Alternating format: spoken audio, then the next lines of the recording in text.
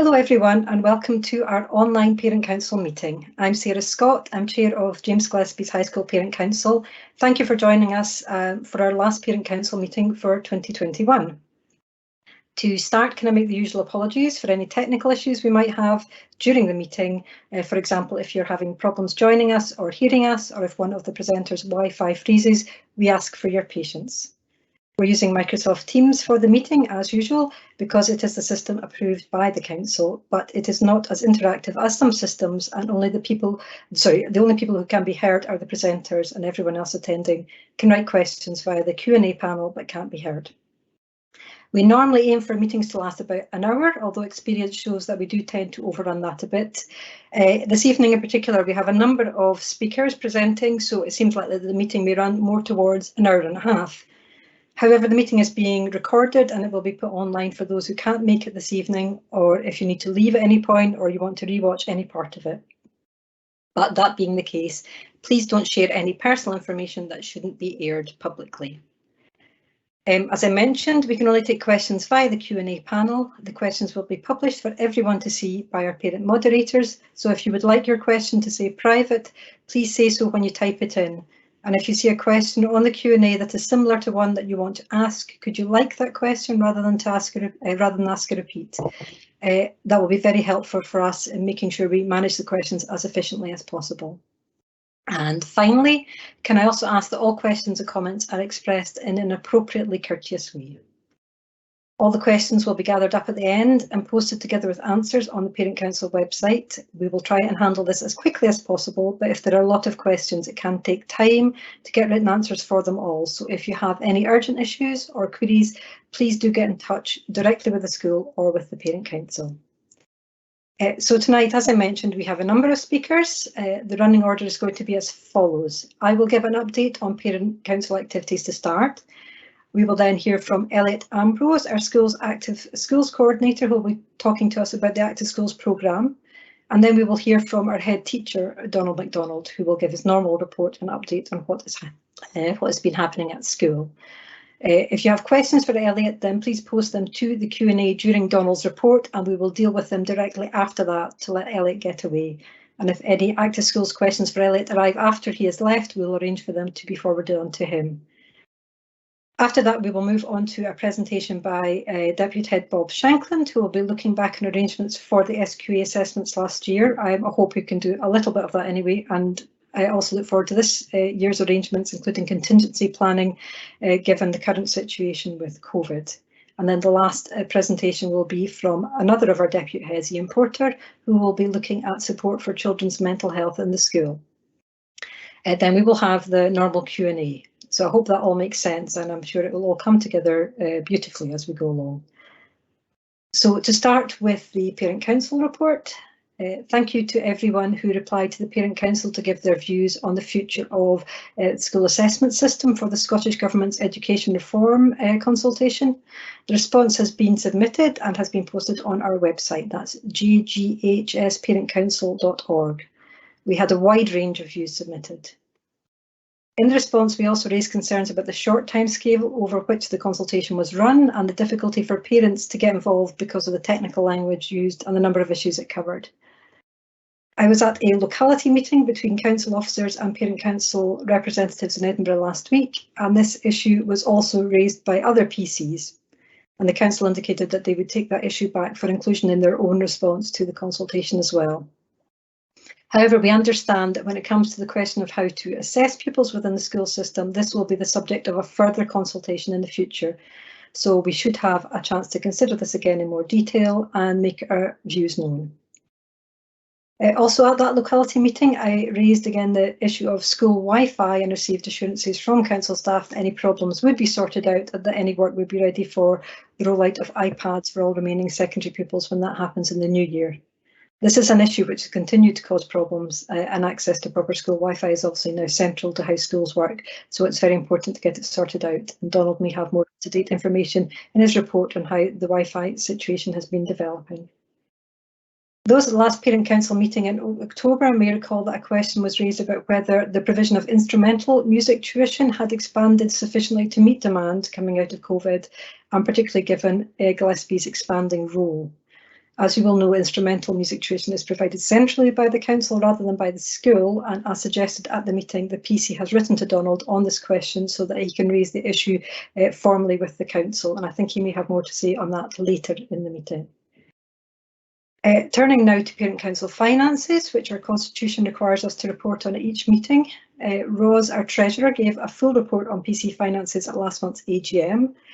On her behalf, I can confirm that transactions this month amount to a payment of £36 for our website, and more importantly, paying out £3,521.90 to the school through the PC's Small Sums Fund.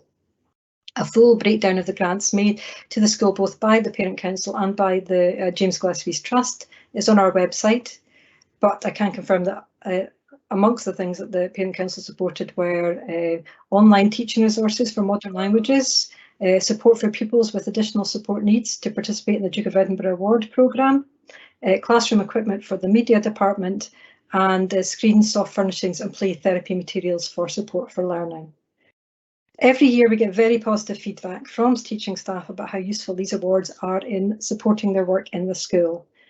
And the awards under our Small Sums Fund are only possible because of the generosity of parents in donating to Parent Council funds. Just as last year, we find ourselves again this year in the position where our main fundraising activities, refreshments at school events, are not possible. However, we hope nonetheless that parents can continue to support our work supporting the school as you so generously did last year.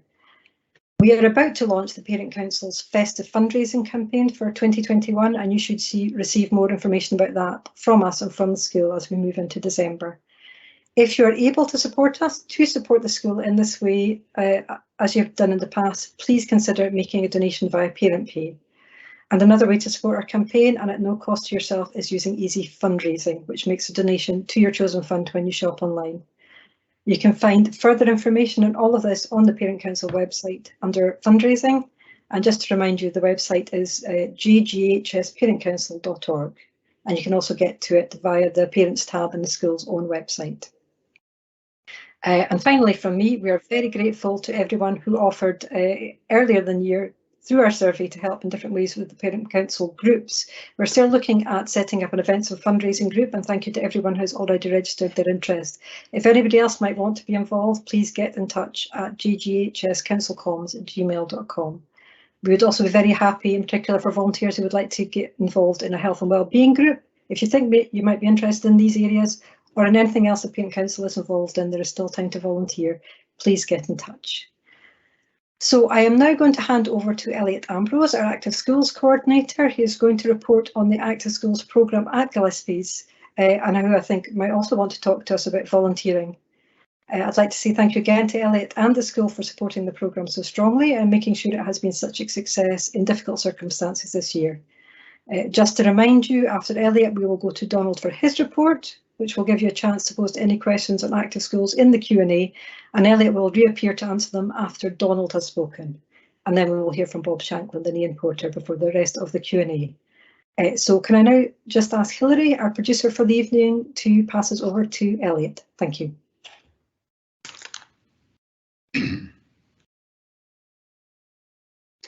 Thank you, and good evening, everybody. Thank you very much, Sarah, for the introduction. It's good to be with you all this evening, albeit virtually. I hope you're all well. Hopefully you can see my presentation that's come up. So it's just a 5-minute update from me on a few things. The good news, which is that we've got record high participation levels at the school in the extracurricular sport and physical activity programme. The mixed news, which is the finance and donations, a bit of good and a bit of bad, hence mixed. And the parent news, and just a request from me really to please spread the word about the news that I've got for you on sport and physical activity outside of school hours. So let's kick on with the good news. So far this term, we've had 560 pupils take part. That's actually a 218 pupil increase from pre-COVID times, which is amazing, and I think probably reflects both the increased need and value of health and wellbeing from COVID, but also the increase in school roll. Having said that, that's still 35% of the school roll participating, which again is an 8% increase from pre-COVID numbers. And we've got 40 sessions happening a week, which is 5 more sessions per week than we had previously before COVID. So that's the good news. All the numbers are going in the right direction, which is great. However, it does give us a bit of it's a lovely problem to have, but it does give us a bit of a problem in that demand is currently greater than supply. So we do have waiting lists, which I can only apologise for. To be honest, I'm still trying to figure out the best way to ensure that everyone gets a chance to participate. But at the moment, all I can say is please make sure that you contact me if your child is no longer participating, because it might be that someone on the waiting list is really keen to get in, and if your child's no longer going but they're still registered, then they won't be able to join the club. So again, apologies for the waiting lists. I hope you can appreciate that it's just a case of demand outweighing supply. We've got no more space or time in the facility to put more stuff on, and even if we did have, to be honest, coaches are in high demand at the moment as well, so we struggle to put extra stuff on. But overall, it's a very good picture. So that's the good news. So the mixed news, just an update on the balance sheet. I spoke at the beginning of term about our transition to a donation system from an annual membership fee, and it's going well, but I think it can still probably go a little better. So I'm just going to give you a few numbers to flesh out and give some detail. So far, we've had nearly £5,000 of donations, which is absolutely amazing. And my thanks and our thanks to the parent body and to everybody who's donated. Thank you. The expenditure has increased on what I'd estimated. We've spent actual and projected to the end of the calendar year is just over 5,000. And so there is a slight deficit in the kitty at the moment. We're a few £100 short at the moment.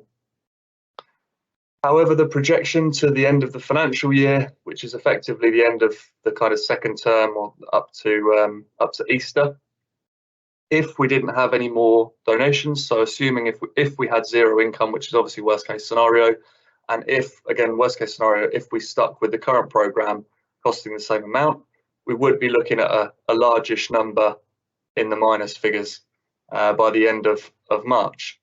I'm confident that we can remedy this, but that's the numbers as they are currently. And the reason for this shortfall, the simple reason is we're doing more than we were. We have fewer volunteers. So the combination of those factors are that the costs are higher. And since transitioning to the donation model, which is really good, it's obviously higher to, for want of a better word, control how much is coming in. So that's the reason for us facing a bit of a shortfall at the moment. Onto the donations part of the mixed news. So far, approximately 63% of parents have donated, which is wonderful, and we thank you for that. Approximately 3% of participants are registered for free school meals. So these are pupils that we know that their families may struggle to contribute financially to the programme, but still want to participate.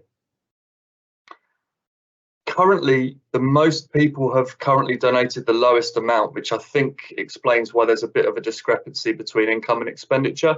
So the lowest amount to donate is £5. What I guess people may not realise is that over the course of the year, that actually means that the contribution is only about 16 pence a session if your child is doing one club, or 8 pence a session if your child is doing 2 clubs. So it's actually, over the course of a year, a £5 contribution. While we're grateful for it, it's not contributing maybe enough for what we're currently doing. So the average cost per pupil per session is about 50p, which I'm sure you'll agree is amazing value for money, given the breadth of activities that we have and the competitive opportunities as well, going to competitions and competing against other schools, often needing to travel for that. It all adds up. So there is a bit of a shortfall in donations, and the bottom line with the donations is that currently we have per pupil about £8.61 that's come in, and our break-even point, if things were to stay the same as they are for the whole of this year, for the school year, the break-even point per pupil would be nearly £27. So we do need an extra £18 or so per pupil this year to break even if we continue with the programme as it currently is. So my request, if you know any particularly wealthy cats like the one in the picture, please do give them my number and get them to call me. My final thing, I'm not being sponsored by Lurpak. I wish I was. Of course, I'd donate the money to the school if I was. But like Lurpak, this news is spreadable. And my final request to you as parents is please do spread the word. Spread the good news, spread the mixed news. First and foremost, please spread the word that people need to contact me directly if their child is no longer participating, or even if they're maybe going once every few weeks, but they're not maybe as passionate as a child on the waiting list might be. So just a reminder there. Secondly, please spread the word that we're really grateful for the donations. However, if we want to sustain the current programme, we do need an increase. Every little helps, and we are really grateful again for your donations. So please do spread the word on that. And finally, please spread the word on volunteers. We do still need volunteers, not just for coaching clubs, which would save us money, but also things like adult chaperones for football on Saturday mornings and other competitions during the week. Sometimes there are times that aren't great if you work a standard 9 to 5 working pattern, but if you've got flexible working hours, if you could just take a couple of 3 hours out on a working day to chaperone a busload of kids to a competition, that can save us actually a lot of money over the course of a year. Transport is a big one, and just having adult people there. So that's it from me. Please spread the word about the good, the mixed, and the volunteers. And if you have any questions, please put them in the chat, and I will come to them and answer them as best I can after the update from head teacher Donald McDonald. So thank you very much for listening to me. If you have anything else at any other time, just give me an email, and thank you, and over to Donald.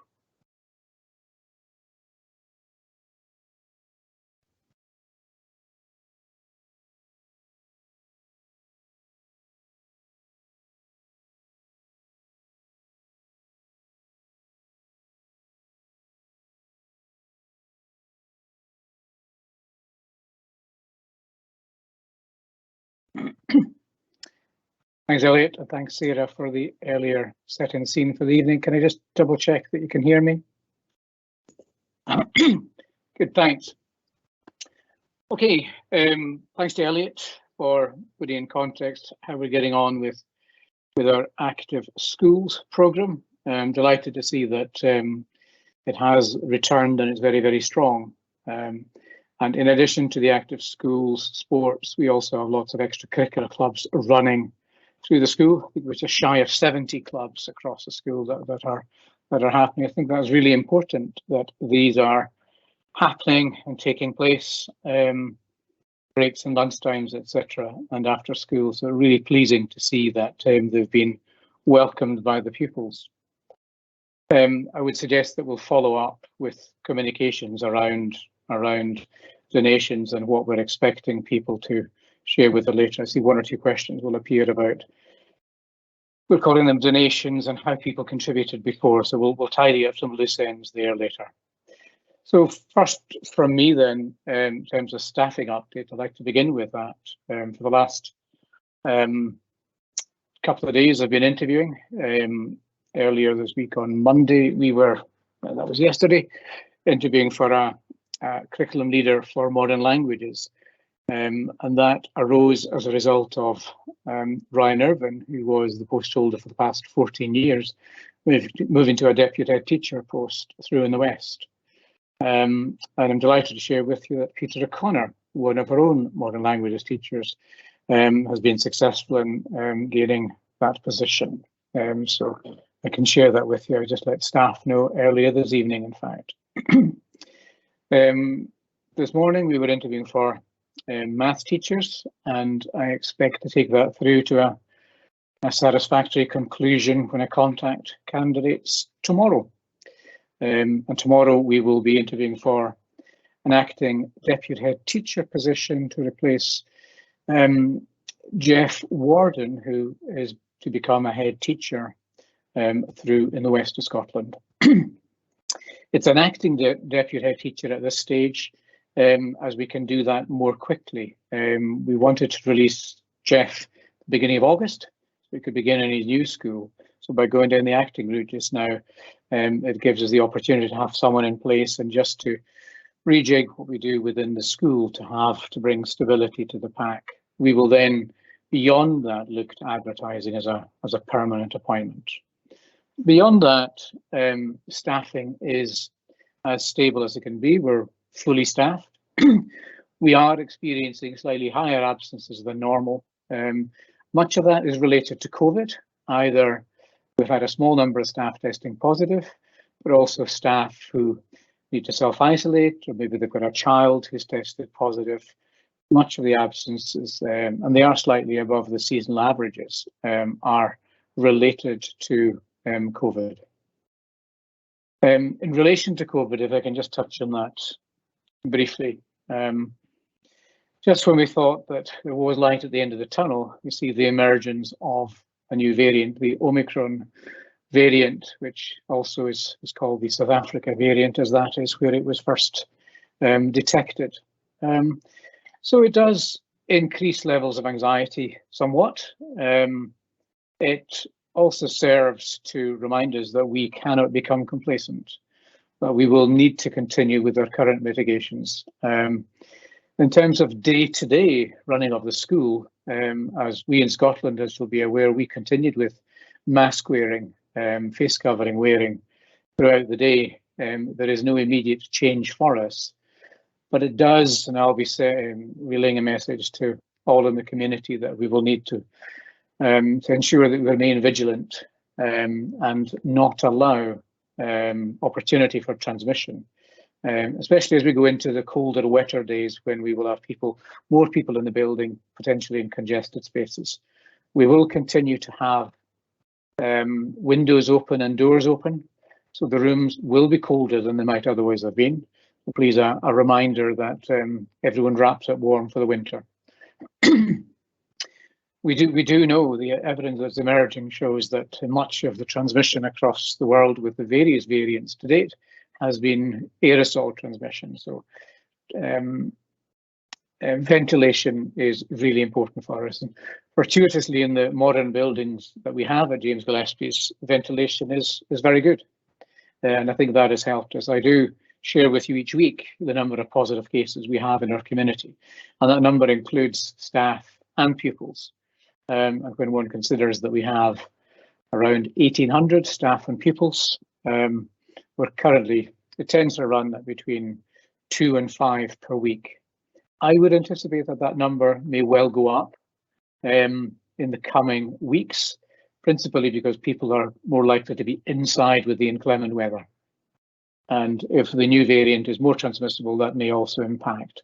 I'll continue to keep you updated and posted on that. So very much continuing as we are. Can I pick up on instrumental music? And thank you to the Parent Council for contacting me following the last Parent Council meeting. And the query was around whether or not the instrumental music provision kept pace with the rising school roll.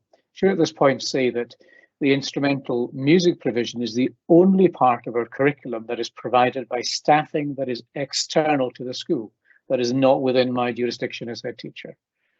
It is centrally provided by a formula, a methodology that was drawn up in around 2010, 2011. So it is 10 years old, and I would suggest respectfully, somewhat out of date. The current staffing provision for our school does not keep pace with growing roles. So when in 2011, the allocation of instrumental music provision was made, we had a roll of around 1,100. We're now approaching 1,600, so it is 45% rise. So we haven't had a commensurate rise. And this is something I can discuss further with the Parent Council. It's perhaps something that has to be raised with the Council if we're going to have fairness, equity across what we do. And I think we're being disproportionately adversely affected by that. I did speak to a colleague at the centre, and he recognises that this is an issue. You may recall that 2 years ago there was a a decision taken at council where we would look at introducing fees for music provision, music instrumental provision in schools. And then the Scottish Government made a decision that across Scotland that wouldn't happen. There is much progress to be made in terms of how that will impact on us, and I look forward to engaging further with Sarah and officers in terms of what we can feed back to the council in terms of ensuring that what we have at Gillespie's keeps pace and also matches the aspirations of our school community. We're a very, very strong school musically, and very keen that we maintain that. So that's where we're at the moment. There is work to be done in that area. So apologies to those who are losing out because we don't have the hours available to us. I wish that we did, but we must now combine and look at what we can do to bring about change in terms of how this is managed. There were a few questions then that arose prior to tonight, so I'll just take those. They're in no particular order of importance to yourselves or impact on the schools. So let me just begin with access via the school gates. There was a question which asked if gates are open in the morning and till after school clubs finished. Yes, these gates are open, and certainly the gates leading on to Whitehouse Lane and leading on to Warrender Park Road. These are essentially the vehicular entrance stroke exits. They will be open until the janitors go off duty at 10 p.m. at night. There has been a pattern in recent years where youngsters do climb over the perimeter walls, railings adjacent to the sports building. Some continue to do that. It is a shortcut, and it will save people perhaps 2 minutes on their journey wherever they go. Some people do that, would rather they didn't, and I'll certainly remind them that they shouldn't do that. So please be reassured that there is no need to be climbing gates or climbing walls in order to leave the school grounds. The entrance exits are always open until the janitor leaves the premises when the school closes at 10 p.m. On days when the Active Schools programme is running or the community programme is running into the evening in the sports area. There is a question also on homework, which I'd like to mention. Our homework guidelines to parents, they were drawn up several years ago, and what I'd wish to do is to reissue those, and they offer a guide to parents in terms of what the expectation is of pupils across year groups. Understandably, there is an increasing commitment as we move through from S1 through to S6, and it is written in such terms. So I'd want to reissue that. It may be with new parents joining the school in the last 2 or 3 years, thinking about the impact of lockdown, so on and so forth. It may be timely that we revisit that. Allied to that, there was also a request for much more information in terms of reports about tests, test marks, and so on and so forth. And that is something we will also look at. As a school, what we would really, really like to develop and produce with parents is a tracking and monitoring system. And this is an area that we're keen to develop as a school. I would really like to have a system, something akin to a banking app where you as a parent would be able to log into your child's details and be able to access it online. That would be the ideal for us. And it's something that I know that we'll continue to work with the council in terms of developing. There is a preference at the council level that there is a same system is used across all 23 high schools in Edinburgh.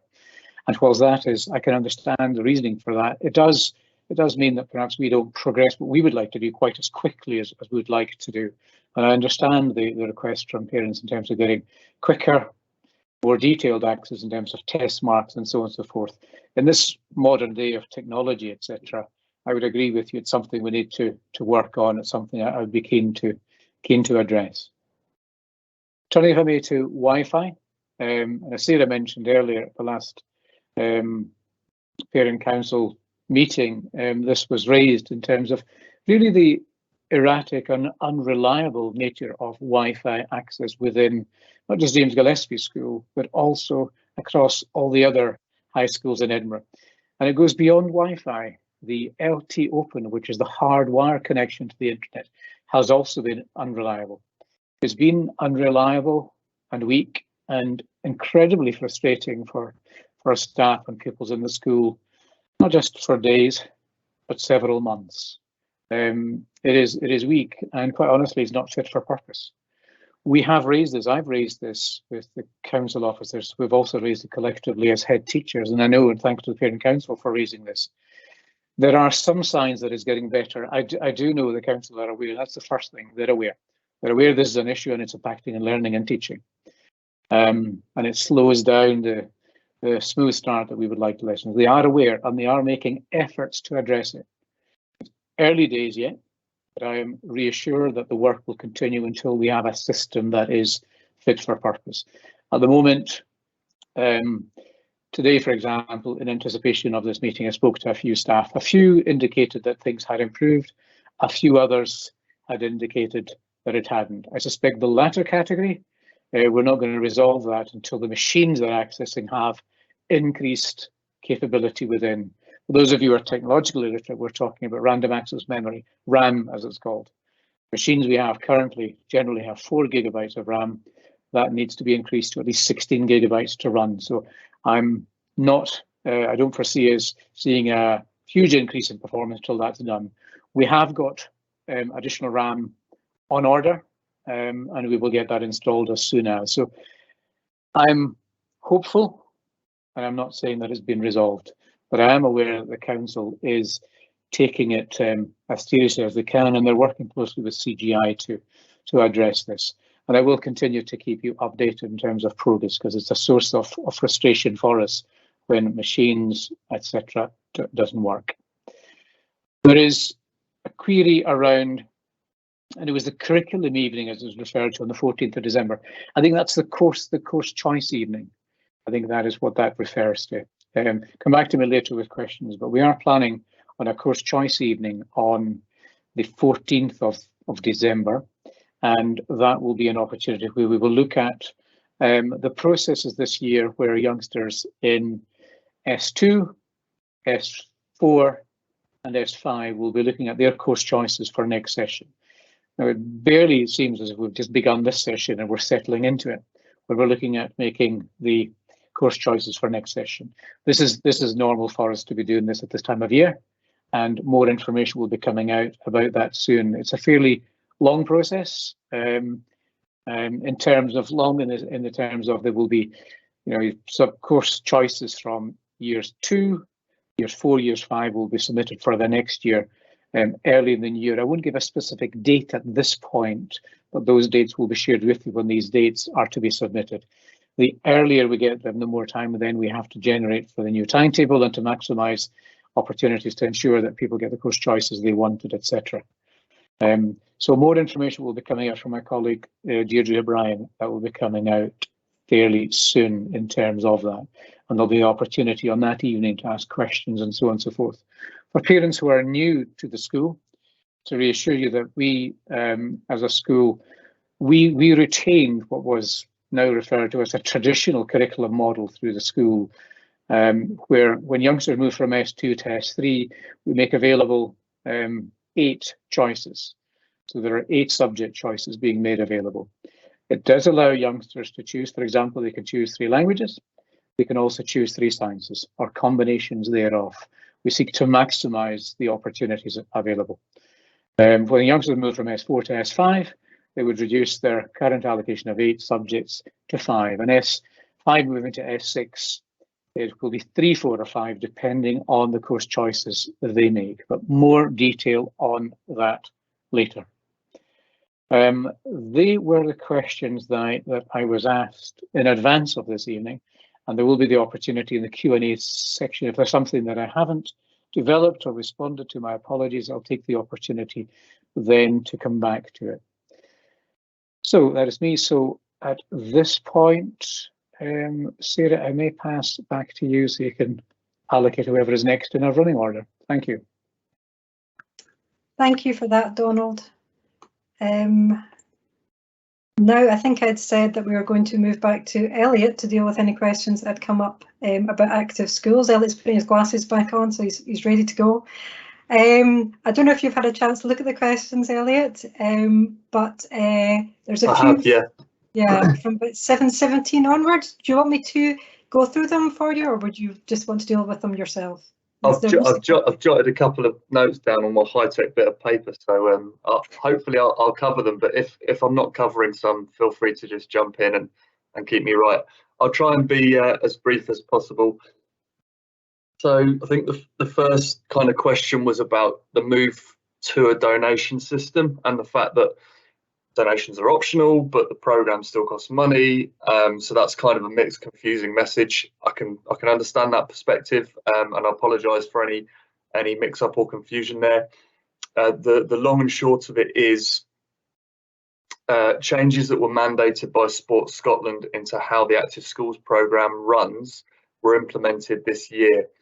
We as a team have been wrestling to adapt the way we work to still be able to provide what we did previously under more difficult circumstances. I've been very grateful and blessed actually in this school with the support of Donald and the PE staff and the business manager and admin staff. We've been able to find a way round the fact that we're no longer, we Active Schools are no longer able to directly charge the participant. The way round this is that we are now accepting donations rather than charging an explicit fee. The reality is though that to meet demand, which as we know with the school roll rising, is considerable demand for activities, I've tried to put on as much as I can, but the reality is that it still costs money because we don't have enough volunteers and because coaches are scarcer and still expensive. So that's the kind of long and short of it. I hope that kind of covers the answer to that question. I guess the headline really is, without being too boastful, we as a school were actually ahead of quite a long way ahead of the curve, not just for high schools but primary schools across the board in terms of what we're providing, and that is down to the way that the school, we as staff were working together on this. But the reality is, yes, the programme is free to access, but yes, it still costs money to maintain. So yes, we very much need your donations, please. To a similar level to what we were charging before, which brings me on to one of the other questions, which was about, I think a parent mentioned, kind of not having the brain space to think, oh, what's a good amount to donate? I totally get that. It's just another thing in your head.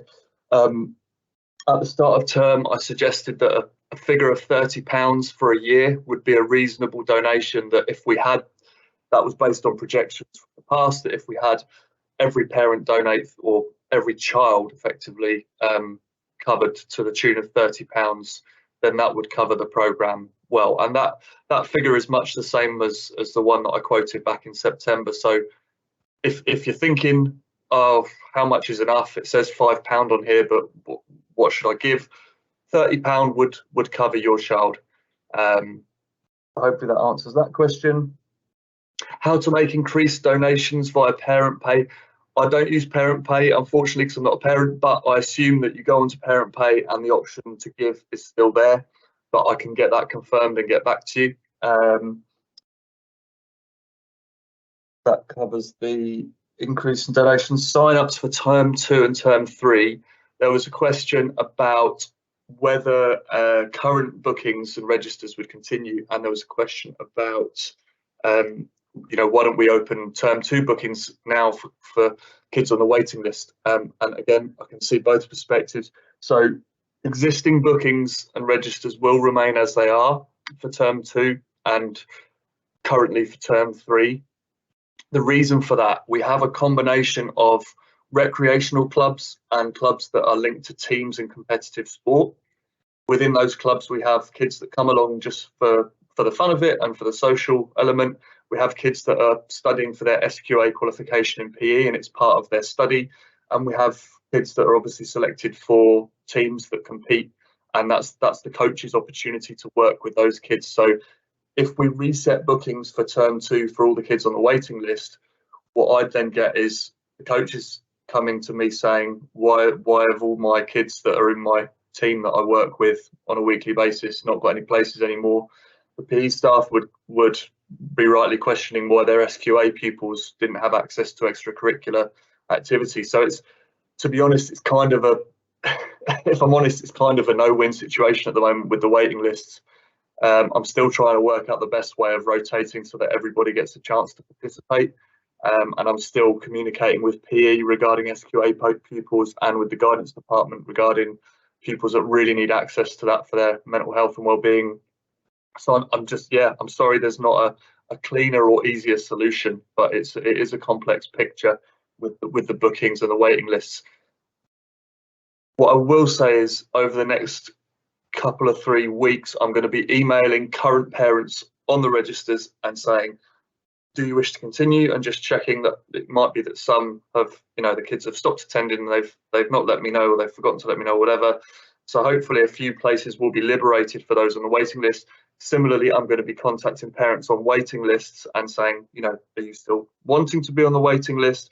So hopefully that way we're going to sort a little bit of wheat from the chaff, for want of a better term, and hopefully that way, the waiting lists will reduce a little bit. I'm also going to be checking through attendance on the registers just to check whether if there are children that maybe have turned up once this term but then not turned up again, then we may just have to cancel their space so that someone in the waiting list can get in. I think I've covered. I'm just scrolling through.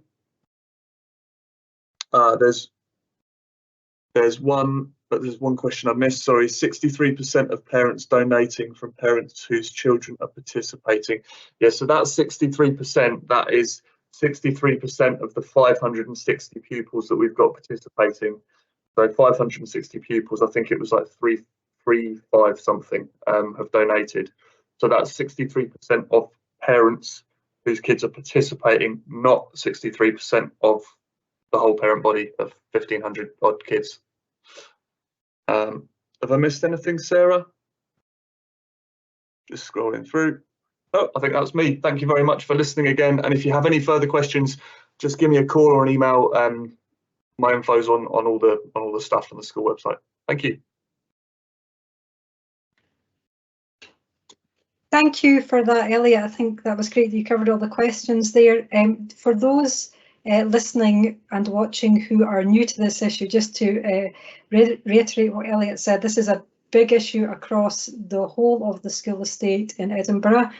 It's not it's a change which has come from Sports Scotland, and it's caused problems in lots of different areas. And although it does seem a bit weird to be asking for donations rather than payments, in other places what has happened is that the parent council or other kind of bodies connected with the school are being asked for support and having to consider at least doing, thousands of pounds worth of fundraising to get this sort of thing to work. So if you, for those parents who can't afford to pay, as was the case before, that there's no obligation to pay. The idea is that everybody can have access and that payment shouldn't be an issue. However, if you are able to support the scheme and to keep it going, and it's really great that we've managed to put on so many clubs, and again, that's due to Elliot and the school working so hard on this, then that would be great, because the position across Edinburgh is not the same as it is here.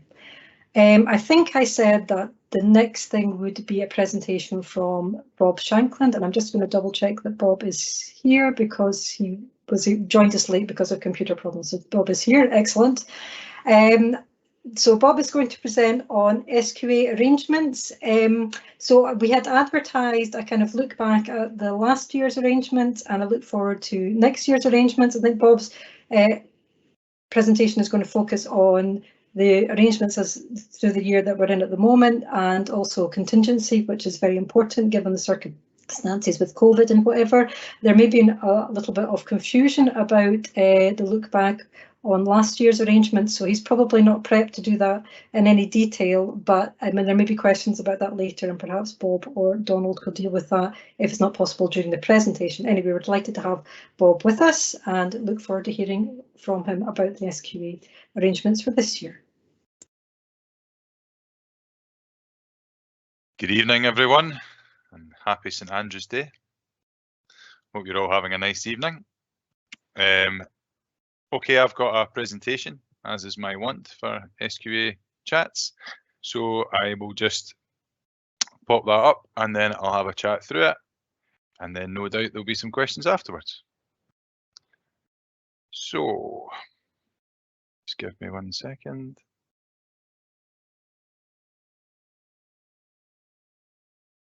Hopefully everyone can see that. Sarah, could you give me a nod if everyone can see that? Not yet, Bob. I mean, I think Hilary, would you be able to post Bob's presentation? Oh, here it comes. Thanks. Can we see it now? Yeah. Great, great, thanks. Okay, so what I'd like to do is just very quickly run through what the arrangements the SQA have given us this year for the SQA certification model. So basically, this is the arrangements that are currently in place from the SQA for all National 5 higher and advanced higher courses. I'm not specifically talking here about National 3 or National 4 courses, because the arrangements for these are broadly similar to what they have been in all previous years, because these are internally assessed, because National 3, National 4 are internally assessed qualifications. Then a lot of the changes to the certification model don't really take them into account, because hopefully we're going to remain in school and we'll be able to get those qualifications done. So basically what the SQA have detailed for this year so far is that they have 3 broad plans that they have. Now I'm calling them Plan A, Plan B and Plan C. That's not their terminology, but just for ease, that's what I'm going to refer to them as. So Plan A, and that's pretty much what we're in at the moment, is that we are working through the course specifications with modifications, which we'll talk about in a second, currently in schools. So basically working through the courses as we would do in any other normal year, and we are working towards having final SQA set assessments in April, May 2022. Plan B is that there might be some disruption to learning, and so what there would be is there would be still the final assessments, but with additional measures which they'll put in place. And then Plan C is that due to public health advice, SQA exams would be cancelled, and that teachers would therefore determine what students' overall course awards would be from evidence which has been gathered this year. Now what I want to do is just talk briefly about each of these plans and just give you a wee bit of detail as to exactly what that means in practice. So as I've already said, got a wee bit ahead of myself, Plan A is what we're doing just now, working through courses, trying to prepare students for final exams in April and May. Just to stress that these would be final exams that are set by the SQA, not set by us. And they would obviously be unseen assessments that the pupils would sit on the day. Now the second bullet point there, all information pertaining to the approach taken, all the course modifications and the exam timetable can be found using that link. What I'll do is, I think Sarah had said that she'd pop this presentation up on the Parent Council website sometime soon after this event. What I'll do as well is I'll put it on the SQA and assessment section of the school website too, so that you can get access to this. Now, if I click on this link, I'm hopeful that you're also going to be able to see what comes up. Please tell me if you can't.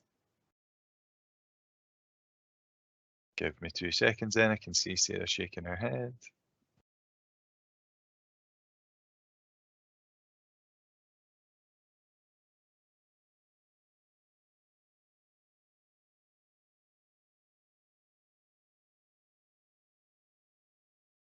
Hopefully you should be able to see it now. Thanks, Sarah. So clicking on that link just takes you to this page on the SQA website, and here what you can find is using this tab here, that just gives you all the kind of general information about the approach to qualifications this year.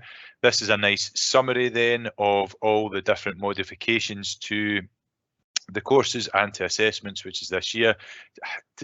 To broadly summarise that, many of the modifications that were made to courses last year have been carried over to this year as well. There are some changes to that, but in broad terms, a lot of the things have been changed. Like one of the questions in the chat that I've already answered was around the assignments, and science specifically was asking about assignments. And yes, the assignments have been removed again from science qualifications for this year. And timetable for the exams 2022 are there too, as well as lots of other information. I'll be talking a wee bit today about gathering evidence. That's a really good link there at the bottom. It takes you to all the documents that we have so far as a school about determining what evidence is good, strong evidence, if we are in the case where we have to use the evidence that we have to be able to generate an overall course award, which takes me nicely back onto what I was talking about. So I'll just get back to my presentation.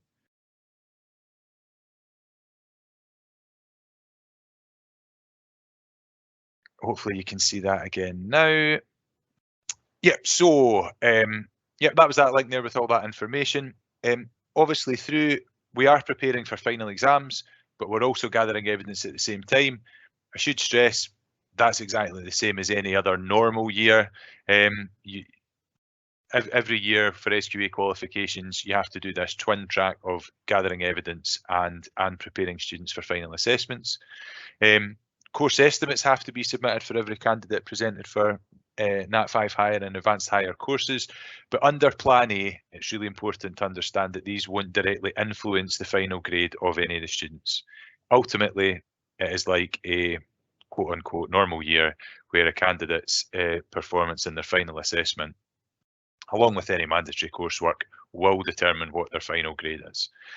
So it's ultimately the strength of the coursework that you provide in the courses where coursework is mandatory, and also how you do in that final exam that will determine your grade.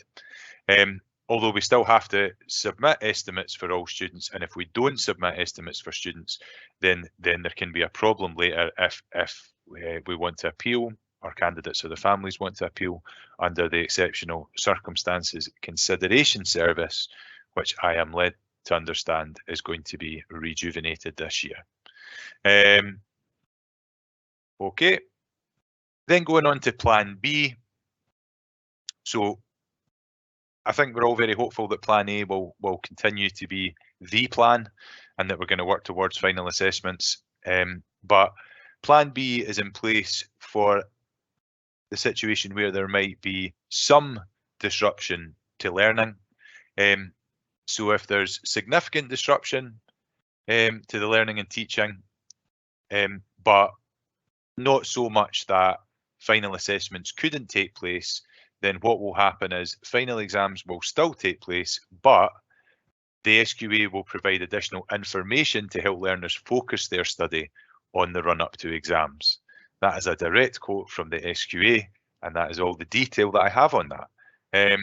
So they just said that they will provide additional information to help learners focus their study on the run up to exams. So possibly narrowing the focus of their study to specific topics, areas that are going to therefore be assessed. Some of that may not be possible if, for example, certain modifications have already taken place. So, for example, if a further narrowing of the course couldn't be done. But again, this is on the basis that actual assessments will still be taking place in April, May. Plan C. So Plan C is if the pandemic that we're currently living under gets worse, and that there is public health restraints on the amount of people that we can gather together, therefore making the whole concept of bringing people together for assessments impossible, or indeed unwise. Obviously unwise in the nature of public health. So if this happens, then teachers will be asked to determine provisional results by using their professional judgment of the evidence already gathered within this year. It's important to stress that that would be the evidence that has already been gathered, because the SQA have been at pains to stress that under this approach there will be no requirement, zero requirement for schools to run additional assessments. So no additional assessments should be taking place under this model. It should just be based on the evidence that the schools already have. So Just a little heads up as well that earlier on today I shared the exciting SQA information booklet, Your National Qualifications 21-22, with all the students in the school. That was shared via their school email accounts, and so they can peruse that at their leisure. It tells them everything that you need to know about their qualifications for this year, and all about coursework and various other bits and pieces. Definitely a good thing to take a bit of time to sit down and read and make sure that you understand, especially if you're struggling to sleep. So, and that little link there at the bottom can give parents access to that sleeping aid also. On to prelims. Prelims, we are hoping will run in January 2022. And they will be for all National 5 Higher and Advanced Higher courses. They will run from Monday the 10th of January to Friday the 28th of January inclusive. And yep, all S5, S4, S5 and S6 candidates will have leave from normal timetable classes during the prelim schedule. And there will be an option for them to choose whether they wish to revise in school or at home.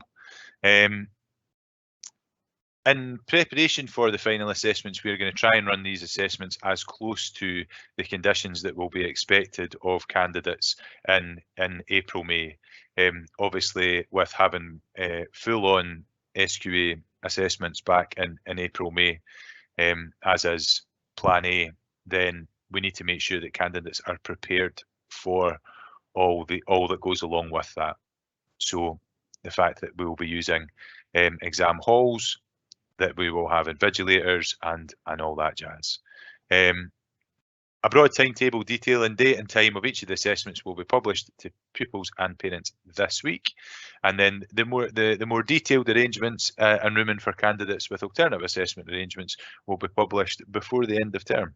I'm working through that currently, and obviously with our challenges with accommodation, that is again pretty challenging, but I should have that ready before the end of term, so that everyone knows exactly where they're going and what they're doing.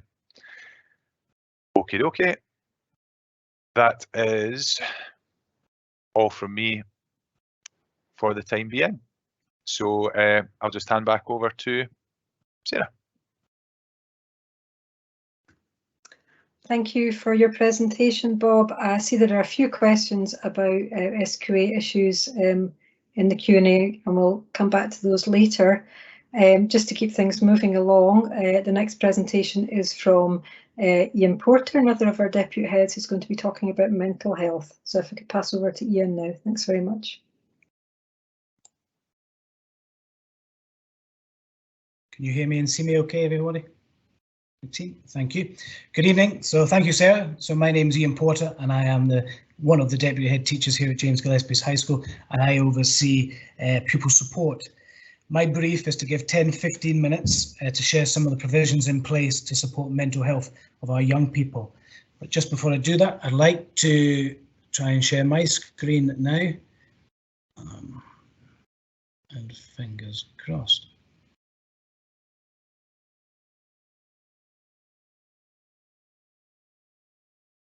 Bob, I can see you. Can give me a thumbs up if you can see my presentation. Oh, you can. Yep, great, thanks. So it's important for me just to set the context very briefly. So we have a school community of over 1,500 students. Each pupil has a key adult, which is a sort of development from the registration teacher role. They have a pupil support leader that's linked to their community, formerly known as guidance. They have access to support for learning, and they have a community head, which is one of my deputy head colleagues. So that's pretty much the structure. I want to go into a little bit more. The vision for pupil support, before I get into the mental health aspect, the vision is to support our young people based on a universal and targeted support model. So the universal part of that is looking to about 70 to 80% of our young people will thrive with just the supports that are already in place in the school. And we know that, and that's in line with the kind of GERFIC research as getting it right for every child. There are, however, 20 to 30% of young people who have an additional support need, and that can vary. And they need targeted support. That is what our whole pupil support structure and faculty is built on. In terms of the universal support, that would be example your child's teachers, their key adults, so their registration teachers, as I said, and opportunities to engage in extracurricular activities, as Elliot and Donald elaborated on earlier, which was sorely missed during the pandemic and detrimental to young people's health and well-being. The structure, and I won't labour this too much, I've used this on a parent council before, but perhaps you're new to the forum, and this is also on the website. We have 3 communities, and within each community we have pupil support leaders, community head, and someone from Support for Learning. In those communities, they meet once a week to talk about our youngsters who do have additional support needs or have come onto their radar for whatever reason. And again, the reasons can be wide and varied. We try and look at attendance figures for the communities, but also any issues as and when they arise. And they would meet on a weekly basis. We also have a monthly meeting called an assessment of need meeting, which I chair. So any real concerns that are coming from the community meetings that need further and additional support come to that once a month meeting, which I will chair. And round the table at that meeting, there'll be the pupil support leaders, and there will be partner services, including the educational psychologist, health professionals, our school liaison officer, quite a few partner services that support us helping the young people. Here's this is not exhaustive, but here's a list of some of the partners that Support for Learning work very closely with. And I'm going to mention a bit more about NHS and CAMS. There might be a few acronyms in my presentation. I apologise for that. I'll try and explain because I know it can be teacher talk. And so ASL service is the additional support for learning service across the city that are aligned with localities to support us. So just a few partners. There's some of our, going back to that targeted support model, there's some of our targeted support groups that work within Support for Learning, and you'll see a range of groups from nurture groups, literacy groups, outdoor education, dyslexic pupils, we have breakfast and lunch clubs. So there's lots of targeted support that happens in the school. This is just a broad brush before I get into a few more of the specifics. So the rainbow sheets, I wanted to touch on this. So already in advance of the P7s coming into S1, we have a very close working relationship with our cluster primary schools, and we work with them to gather as much information as we can on our primary 7s. So before they even come to high school, we have an idea and a sound knowledge of some of the identified needs and some of the plans that have been in place in primary school. So again, some of the acronyms. So social and emotional behavioural difficulties, additional support for learning, English as additional language, health, medical issues, including mental health, young carers, those with attendance issues, their SIMD profile, which is a Scottish Index of Multiple Deprivation, their free school meal entitlement, and their care experience. So we want to know as much as possible about the young people before they even start at the high school. Those who require an enhanced transition, that happens March, April, and into the summer term, where youngsters are identified in our cluster primaries and they come and familiarise themselves with the school, with the staff, and Rob Cockcroft leads on a programme of enhanced transition. Obviously, that's been hampered with COVID over the last wee while, but we'll hopefully, best case scenario, we can have that up and running, because we've noticed that can make a huge difference to some of our targeted pupils who need that enhanced transition. So all the information is shared with staff before the pupils come up, and then 4 times over the session, we will share what we call a targeted support bulletin with all staff. And those are just updates on the pupils we've identified in P7 coming into S1, but also those in S1 to S6. And that will go out in the autumn, winter, spring and summer, and it will be an evolving fluid document. Some of the other things I would like to talk about in terms of mental health in particular. 20 staff have been trained as Scottish mental health first aiders to support young people with emotional wellbeing issues. We have a Liam programme where a few of our colleagues, not many, and we want more to be trained on Liam, it's only a handful, and that is let's introduce anxiety management, and that can be one-to-one or group work, and some of those sessions are up and running. We have now a school counsellor in place, unfortunately not full-time at the moment, but we've just recruited another counsellor, so hopefully between the two we will have a full-time school counsellor. I'm happy to talk more about that because I presume there'll be some questions about the school counsellor and referrals.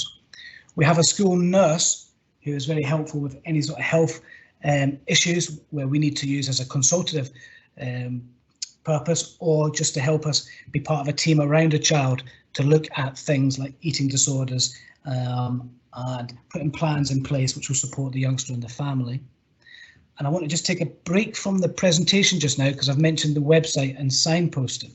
So hopefully this will work. I'm going to come off my presentation. Stop sharing.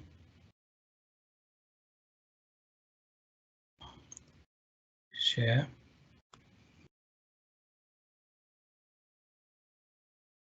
I'm hoping that's working. Can you see the website okay, folks? Great. So I'm just directing you. That's the home screen for the James Gillespie's High School website. And if we go into curriculum, you'll see pupil support. There's information about the counselling service there, the pupil support faculty that I've just given you a very quick whistle-stop tour on, and support for learning. But if we click on the support for learning, because this is about mental health, and that was the main part of the brief, we scroll down and you'll see some useful information links. And CAMS was mentioned specifically to me before we started. So CAMS, if we have this link here, click on this, hopefully this will work, and it gives us lots of resources that we try to share with our parents via our website. We look at ourselves and also our young people. So I know, for example, so here trauma, looking after myself, managing and reducing stress. I know I'm scrolling quickly because you'll be able to look at this for yourselves.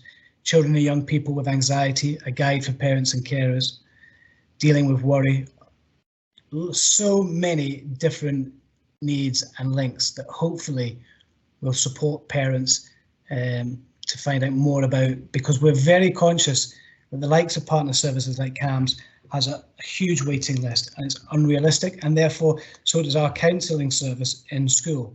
So we don't pretend to know all the answers, but what we should be able to do is work with any young person and their family who are experiencing any mental health issues, and then work together as a team to put the best plans in place.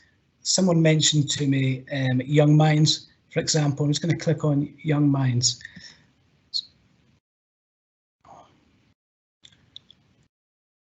And as I say, I won't patronise because I know you can look at this yourselves, but I thought this was particularly helpful because it looks at supporting your mental health. I'm a young person, I'm a parent, I work with young people, and you can go in and access that at your will. I'm going to try and come off that screen now.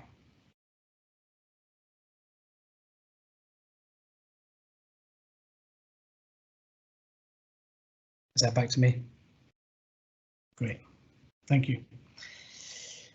I'm going to go back to my presentation. Sorry for the delay.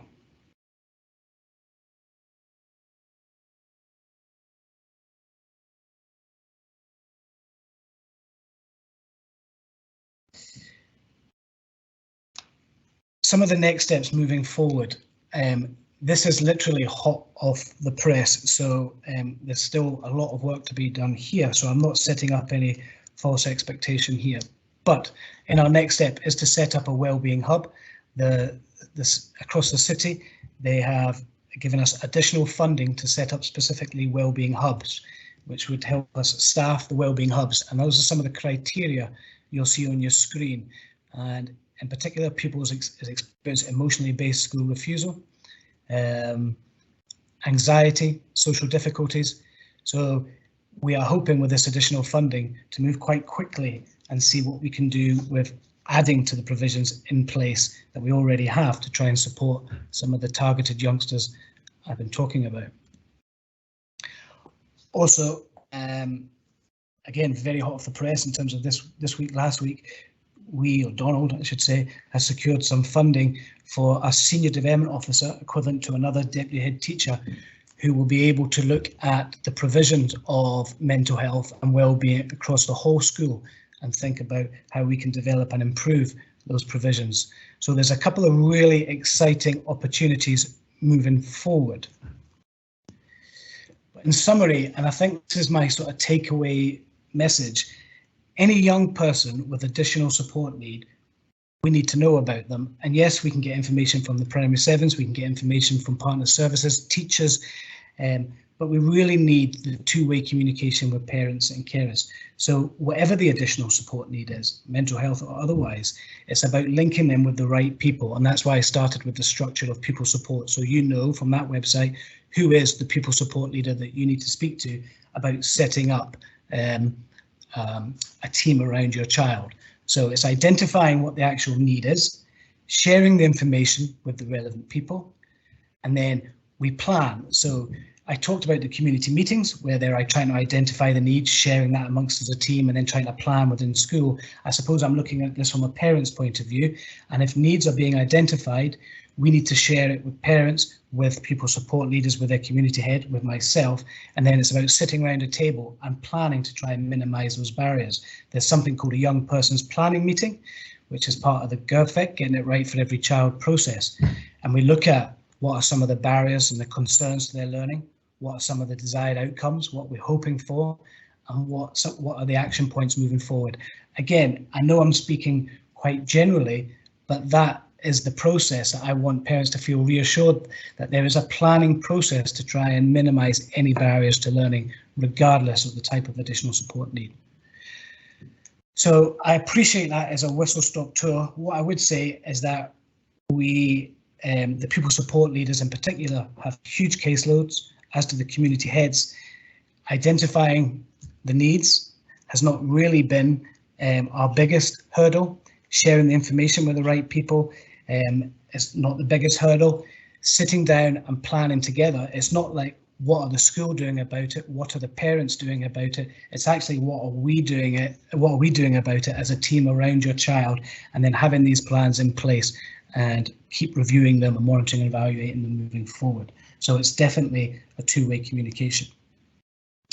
What I would say I didn't mention in terms of that universal offer, also through PSE, and that's been reviewed over the last year or two because some of the pupils would like the PSE curriculum reviewed, and I know it's a point for our senior pupil voice to consider this year. They're working on that, but we've also had someone come in last year and the year before to do some development work on PSE. So for example, every youngster in PSE once a week will be having some mental health and emotional well-being input, a mindfulness course. In S2 it's change, loss and mindfulness. In S6 they're looking at emotional literacy and through the program Inside Out, and in S4 they look at depression, eating disorders, OCD, schizophrenia, anxiety, suicide, self-harm and mindfulness. But again, I don't profess that I know or my colleagues are specialists in any real complex additional support needs, but what we can do when we sit together as a team and work it out, we can signpost and we have a knowledge of partner services that we can lean on. I'd also just like to finish with a thanks to, I received an email from a parent today offering to, who is trained with mental health and is offering to carry out some workshops for our pupils. So I look forward to, I don't know if the parent is here tonight, but I look forward to linking in with them and taking advantage of such offers. So in a nutshell, that's the context, that's the structure, and it's just having those two-way communications. And sorry, another thing I should say I had in my notes to mention, which I hadn't said, what we are finding quite a bit of just now is that when we're recommending the families take the young person to the GP, if it's becoming more of a specialist issue, the GPs may say, well, the schools will have a counsellor now. But I just want to manage expectations with the counselling service, because I said I may preempt some answers, some questions here. Our counsellor at the moment is in for 3.5 days a week and works with 14 kids and has a waiting list already. We had this grand idea at the start that children would be able to self-refer to the counselling service, but at the moment, because of the demand and the waiting list and coming through such things as community meetings, there's no self-referral process at the moment. So it is quite challenging for us when other professionals may say that we have a school counsellor. It's just keeping that realistic, exactly the sort of depth we can go to with that service. And I am open now to any questions, and I hope I haven't ran over my 10 minutes.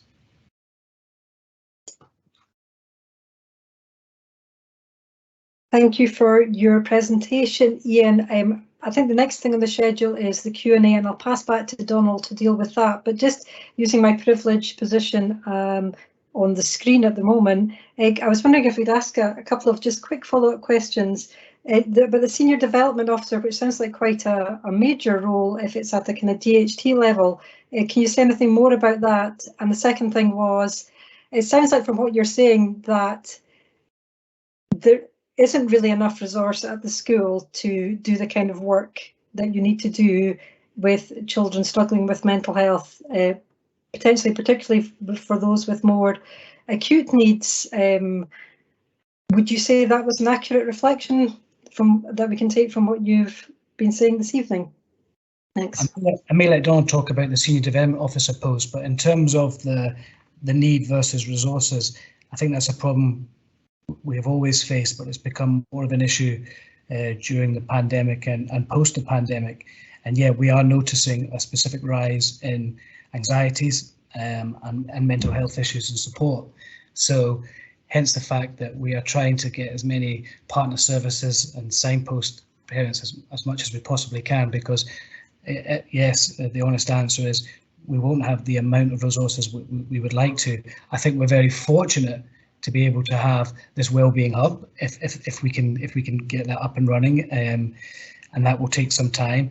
And also I'm grateful to Donald and colleagues for enabling this Senior Development Officer post to happen, because that is looking at kind of coordinating all the sort of mental health services and partners to try and support our young people. But it will take time, it will take resources, but I'm forever optimistic. I think the couple of things I've mentioned in the pipeline will help plug some of those gaps, but will we meet the needs of every young person who has mental health issues, especially the acute complex ones? I certainly say that's what we would strive to do, but realistically it's going to be a challenge. But the only thing we can do with that, I think, is sit down together and see what we can do to help that young person and their individual needs. But absolutely, Sarah, a challenge, yeah. Thank you very much for that, Ian. I'm very much aware that time is marching forward and we haven't got to the Q&A yet, so I'll pass back to Donald now to deal with the Q&A. There are a few questions, I think, about SQA matters, both the sort of practical looking forward to the arrangements for this year and also some in relation to last year. I should apologise. We had passed a message on to school and I think possibly it wasn't clear enough that we wanted to look back also just to reflect a little bit on last year's arrangements, because we know that there have been questions raised by parents about that. So if there's an opportunity to deal with any of those questions which we raised in the Q&A during the time we have for questions now, that would be great. Thanks, Donald.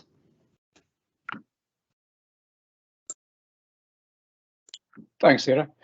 Just want to pick up on the mental health presentation that Ian Porter just shared. I think it's pretty important. We recognise that the demand for health services, be they physical or mental health, have increased in recent times, certainly in mental health. And it's important that we don't position ourselves as a school as replacing those services. We are a school, first and foremost. And we'll do our best, as we've always done, to support youngsters with a variety of issues that they come across in their lives.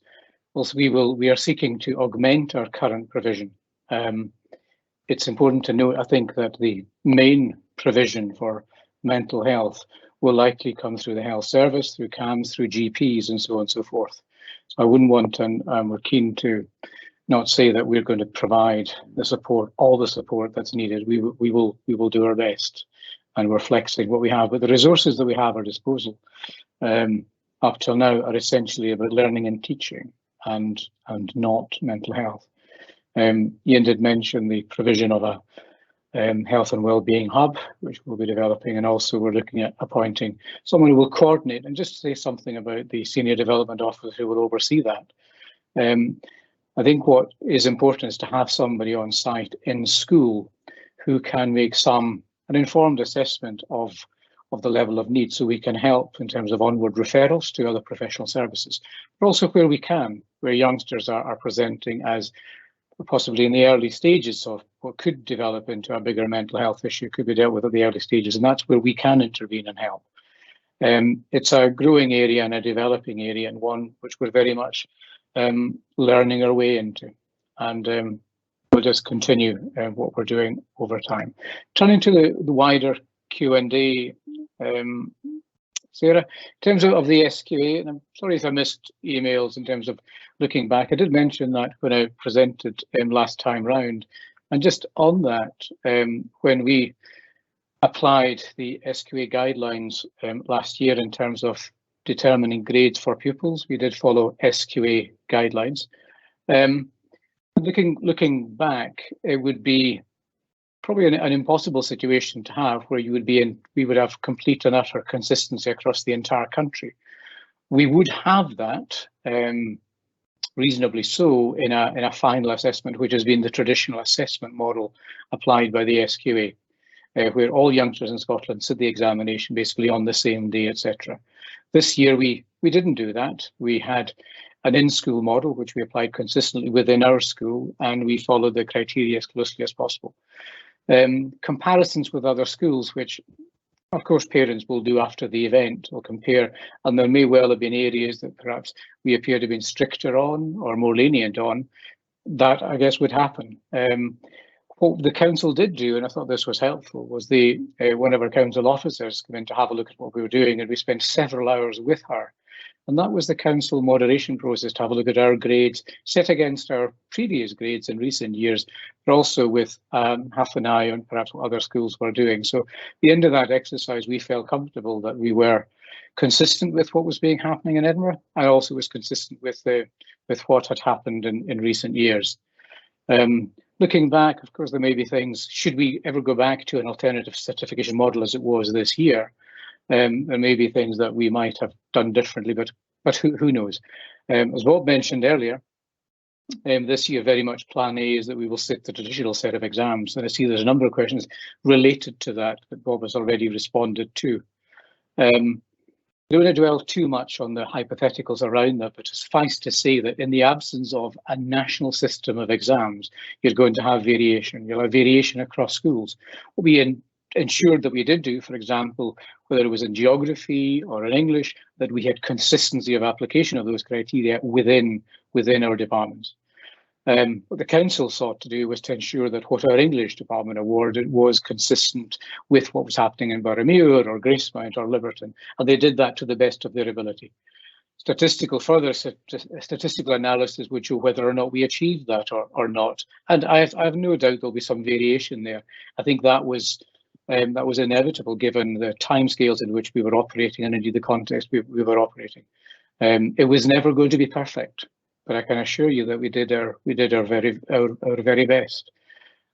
I know also that there are critics of the final exam system that we have this year, and we're going back to normal assessment. There are critics of that system because there are youngsters who don't perform well in a high stakes assessment, be that a prelim or be it a final exam, but continuous assessment better suits them. And I hope that in the recent consultation, and thank you to the Parent Council for shading that more widely, the consultation on the current seeking parents' views on future forms of SQA assessment, that a new, more modern system fit for purpose in an era of technology will evolve. Those of you who have got children at university will know that they took, I think, quite innovative approaches to assessment last year. And I think there are things that we can learn from that in the school system. But I'm hoping that we will return to our normal prelims this coming year, and we will also return to the final exams, which we'll have over April and May. It's the system, it has a system that's evolved over many, many years. It is not perfect. But of all the systems, and in the last 4 years, we've seemed to have applied 4 different systems.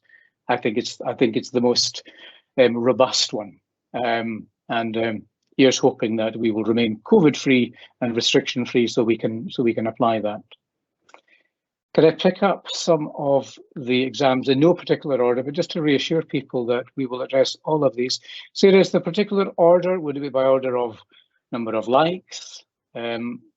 You'd like me to do, or more recent?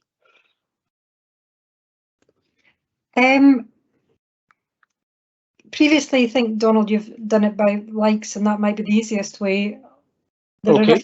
Or you could group it by subject matter, because some of them I think are for Bob rather than for. Okay. But to reassure you, we'll return to them and answer them as we complete after the event. I've got two ways of arranging them. I've got most liked and most recent. So I'm going to go with the most liked. So bear with me while I do that.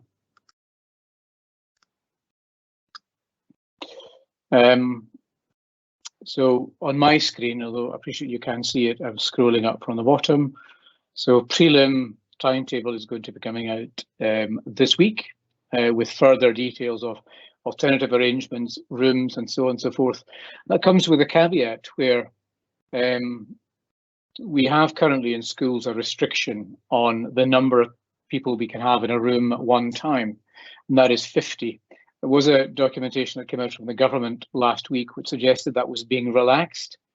But then, of course, the new COVID variant arrived, and we may seem that that's going to change. So bear with us as we work through that. What we are trying to do is to replicate as best we can what will happen in May next year. And that will answer one of the other questions about why, you know, we have our exam diet taking place over 3 weeks rather than 2. In response to that, I would say that we offer a really extensive number of subjects at James Gillespie High School, probably more than any school I know. I would give anyone the challenge to see if there's another school in the country that offers more subjects. When we do that, and by doing that, invariably we're going to have a longer exam diet. I would love to be able to avoid youngsters sitting 2 exams in the one day, but that's probably going to happen as it happens in the main exam. So given that the main exam diet runs over 5 weeks, we're running a replica version of that in 3. I think we're doing quite well. To reduce it further to 2, I think would create enormous difficulties, and we would have pinch points for youngsters, possibly sitting 3 or more assessments in a day. This is the way it all works out. But on that last note, if when we publish the programme, if there's a youngster who feels that the sequencing of the exams is unduly challenging for them, they should contact us to let us know, and we'll do what we can to ease that burden. But it is with a view to replicating the exam diet that's what we're seeking to do. And we bear in mind that current S4, S5 will have little experience of this type of assessment other than what was the June assessments in the case of the S5 and the S6 last year. So we're keen that they gain experience of it. Bear with me as I continue through. Reference to S2 having a recent mass test across the entire year group. We would normally, I know Mr. Lewis has been very good at informing parents when we run such assessments. Clearly on this occasion that hasn't happened. That's one I'll follow up with Mr. Lewis. He has been praised in the past for the timeliness of his communications on assessments and also the supportive material. So apologies if that happened. I'll follow that up. A reference to toilets not being the tidiest, etc. There's quite a few questions about toilets. Dealing with the one of tidiness, we do have day cleaners in the school, and they're tasked with ensuring that toilets are kept tidy and clean during the day. But, you know, given the very large volume of pupils that we have, and some pupils who are less domesticated than others, that does happen. What I would hope what I'd recommend, any pupils come across toilets which aren't to their satisfaction, that they let the member of staff know if they're going during class time. The member of staff would report that made to the janitors, and we would deal with that. And similarly, during break or lunchtime, to please let us know. As you can imagine, it would be difficult for staff to patrol toilets when they're in active use by lots of pupils. There are challenges around doing that, but of course we aim to keep toilets clean and tidy. But there are youngsters who let us down by not having the greatest aim in the world. But we do our best at keeping things going. A question in relation to active sport, and I think Elliot covered that already in terms of donations, and I would concur with the view that we are delivering excellent value for money. And just to pick up on the point about in terms of donations and so on and so forth, one of the reasons that sports active schools isn't happening across a number of other schools, they ran into some difficulty when the decision was taken at Scottish Government and Sports Scotland level that there would be no payments made by parents. That was the case, and that impacted on schools. That was interpreted in different ways. We work closely with the Parent Council, particularly Lisa Sutherland, Sarah Scott, and working closely with Elliot too, at looking at how we might mitigate against that. So we went down the donations route, and we made suggestions of how it would work. It's and we have a model which will tweak and evolve over time. I do want to acknowledge the effort and the work that's gone into that by Elliot, and also the effort of so many volunteers and the coaches who have made that such a success. We will welcome additional donations we could do, but the underpinning principle is that those who can't afford to access sports, for example, don't have to pay. That is the underpinning principle. But we would like those who can afford to pay, and we ideally would like you to pay more. We've been remiss. In fact, one thing we do need to do is to send a reminder out to parents, because the percentage figure that Elliot shared, that 63% of those involved haven't donated, we need to send out a reminder. We're busy families, and I appreciate that it wasn't a deliberate attempt to avoid payment. We need to send out reminders, and we'll do that. But I have to say, I'm really pleased with the progress that we've made in delivering that programme, from having a collapse in the programme over the lockdown COVID period when we were out of school. Quite a number of questions about SQA, and I've touched on that already, and I may add further detail to that when I come back to it. Questions about prelims and COVID exams. I noticed that Bob Shanklin has made mention of arrangements being put in place for students who miss, for example, assessments, prelims this time of year. Sarah, can I double check with you? And are responses, for example, put by anybody into the questions back here, is that visible to parents this evening? Yes, Donald, I believe it is, as long as it's been a reply to everybody rather than just the specific person. Okay, moving on a related but different theme, a question in relation to getting course estimates and grades for pupils. Referenced earlier that we're really keen to develop a tracking and monitoring system in schools so that we're able to offer timely, up-to-date information to parents. Is one of my greatest frustrations really in my tenure as head teacher at Gillespie, is we've not been able to do that. And I know my colleague Bob Shanklin, we've talked about this a lot. We are really keen to develop an online system that parents will be able to access much more readily, a much more efficient way of sharing that information with parents. It's really important. And a little bit like we talked about instrumental music tuition earlier, I think we need the opportunity to perhaps have some autonomy in that area, so that we as a school can respond more quickly to the needs of our context and our parents, because we know that you want far more information. We're really keen to work with you on that. At the moment, council guidelines on that area, they're keen that we operate a council-wide policy with which all schools would apply, and it slows things down a bit. A question about lab technicians. I touched on this in the last parent council meeting. We had a situation some weeks ago where, in fact, we were missing 3 science technicians, all for very legitimate reasons. I'm pleased to share with you that we're now back up to full strength. All 3 science technicians are in post. I'll not go into the detail in a public meeting of why that happened, but there were genuine reasons, entirely unforeseen, and rather unfortunate that 3 were missing all at the same time. But huge thanks for everyone's patience and for science staff in the meantime of keeping things going. There was probably less practical work than would otherwise have been the case. That was assuredly the case, but we're now up to full strength and ensuring that those elements of the courses that require access to equipment, etc., are being delivered. Hitherto, there's been more of an emphasis on more of the theoretical work, anticipating, as we have done, that we'd return to full strength.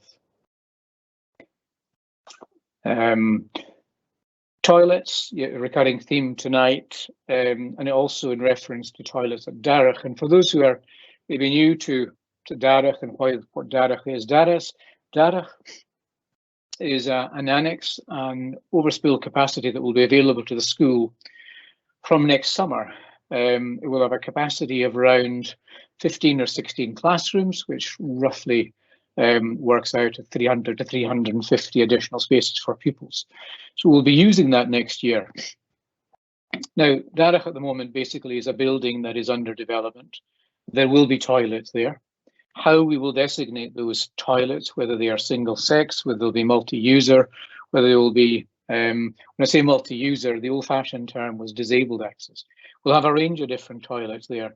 What we will do is we'll consult with the young people who are going to be in the building as to how we will use these buildings. We have a very strong and active pupil voice in the school, and they will inform us. And of course, there'll be an opportunity for parents to get their tuppence worth there as well. It's in our interest to keep everybody happy, or as many people as we can, and we will do that. We will consult on that. None of the toilets, to the best of my knowledge, will be built with the old-fashioned urinals, which clearly biologically would restrict those who would be able to use them. They are going to be toilets which we can designate as we wish. So we will be able to consult, and we will be able to designate those as best suits our needs. So we will be doing that over the coming weeks. Question about final exams. Can we get any undertaking that we won't rely on a high stakes final exam without factoring in assessments through the year like last year? Hopefully not. Hopefully not. Hopefully we will have our prelims running, and then we will have our exams as normal. But also to reassure you that we have through the year that there are assessments taking place, as happens in every normal year. There are unit tests, and departments will be, if you like, will be storing these assessments for future use and future reference, and it's what informs in terms of when we're feeding back progress to youngsters on how they're getting on through the year. Question on iPads. It is planned that we roll out iPads across the entire school. We were scheduled to issue those iPads early in the new year. I think previously it was before Christmas. The latest I've heard that early in the year is ambitious, but I don't have the up-to-date schedule for that. But as soon as we get those iPads in, we will issue them. The iPads that have been issued to S5 and S6 pupils have been popular. I speak regularly to youngsters who are off timetable, for example, S6, using their iPads very productively, and they speak. I have yet to hear of a youngster speaking ill of that provision. They are grateful for having them and using them. Generally, when I speak to the youngsters using the iPads, they speak more positively of the Wi-Fi connection. The Wi-Fi connection and the internet connection tends to be more of an issue for staff. Tends to be, and that's me doing a straw poll with speaking to quite a number of people. Moving on quickly, there's a question about languages and catch-up resources and so on and so forth. What I intend to do is to share that with our newly appointed head of languages. There are specifics there related to revision materials for languages. Spanish appears on quite a number of occasions, but I would expect the provision to be consistently good or excellent is what I really want across all the subject areas, across all the languages that we offer. So that's one I'll be sharing with Peter O'Connor to respond to, and I appreciate that's imminent given the imminency of the prelims which are coming up soon. Spanish, bear with me a second. Question about eye problems and whether or not we have noticed or aware of youngsters having increasing eye problems. That's not something I'm aware of, but that may well be something in the coming weeks, months that health services, the NHS services may well epidemiologically may be able to comment on, especially as we've come through lockdown where there was more use possibly of IT and screens. And indeed now as authorities, local councils like ourselves are rolling out devices so that technology is going to be used more by pupils. That's something I think we do need to keep an eye on so that we're being as proactive as we can. So I'm skimming through this, bear with me. A question about HPV vaccinations. I don't have the answer to that this evening. about when those details around missed vaccinations, but I can find that out. But just to let people know that we have no control over dates for when vaccinations are set. We provide a centre for which NHS staff will come into the school and will vaccinate the youngsters. We provide the manpower in order to ensure that youngsters are queuing up on their form lines in an orderly queue so they can go and get vaccinated. We have no control over the dates.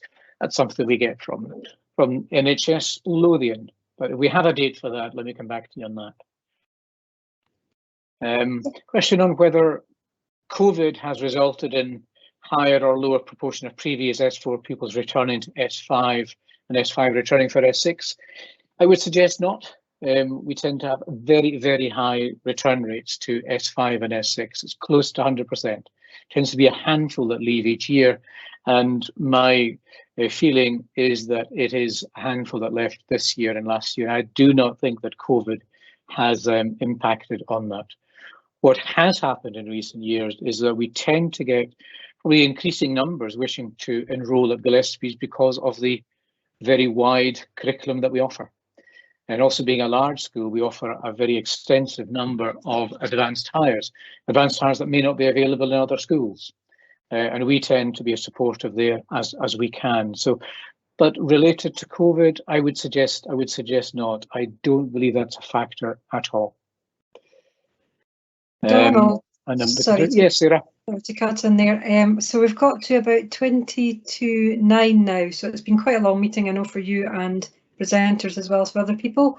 I was wondering whether we should just wind up the Q&A now, maybe do one more question and then come to the end. Might also want to check whether there's anything that either Bob or Ian wanted to pick up on in the Q&A, which falls within their field today. Let's do that. I would ask Ian first of all. Ian, anything on mental health support for pupils in particular? You may have picked up on the questions that I may not have seen or looked at that you'd want to add to. Thank you. Am I on? Yes. Yep, thanks. Yep, there was 2 questions really. What proportion of pupils roughly have additional needs? So when I mentioned in my presentation that in line with the kind of national picture, 2/3 of young people can thrive on the universal support. It's about 1/3. That's pretty much reflective here, because I know we've got over 300 young people in first year, for example, and I know that 1/3 of those came up with additional support needs.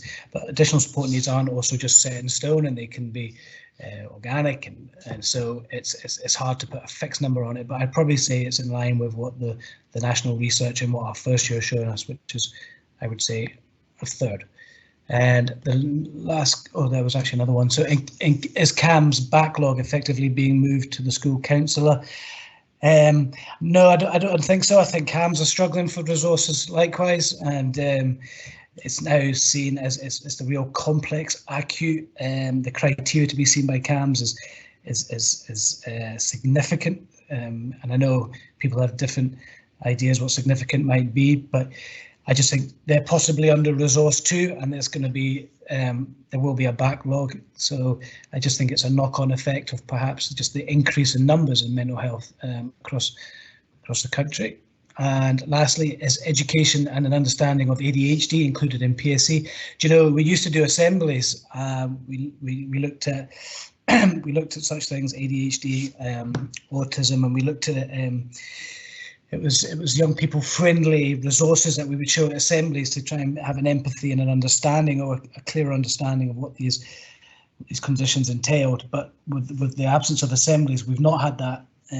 We've not had that this session, but it's something that is part of our curriculum in terms of raising awareness. Yeah, and I think that was it in terms of the pupil support questions. Thank you.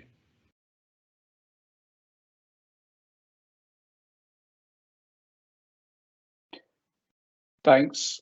And can I just double check, Bob, is there anything that I'd missed out on that came up under the SQ banner that you might want to comment on?